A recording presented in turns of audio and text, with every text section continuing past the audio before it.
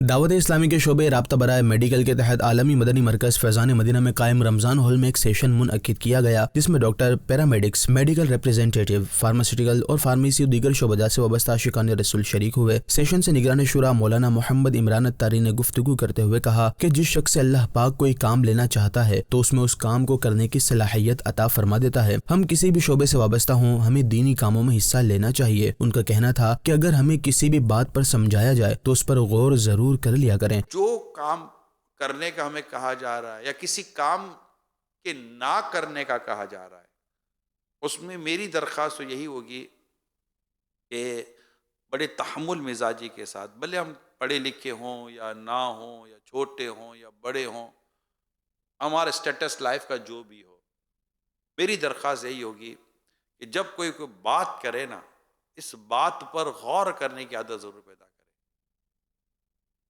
فوراً ریئیکشن نہ دیں۔ رسپونڈ اور ریئیکشن دونوں میں فرق ہے۔ ہم فوراً ریئیکٹ کرتے ہیں، اور یار تجھے نہیں سمجھ آتی، اور وہ چپ ہو جائے گا، نہیں سمجھ آتی بھیا تو کیا کر سکتے ہیں، چپ ہو جاؤ، بار بار نہیں سمجھ آتی سن کر بے عزتی کون کرائے۔ نگران شورا مولانا محمد عمران الطاری نے سیشن میں شریک عاشقان رسول کو ہفتہ وار سنتوں بھرے اجتماع کے ساتھ ساتھ قافلوں میں سفر کرنے کا ذہن بھی دیا اور رمضان شریف میں عالمی مدنی مرکز فیضان مدینہ میں اعتکاف کرنے کی بھی دعوت دی۔ اختتام پر دعا کی گئی، جبکہ عاشقان رسول نے نگران شورا سے ملاقات بھی کی۔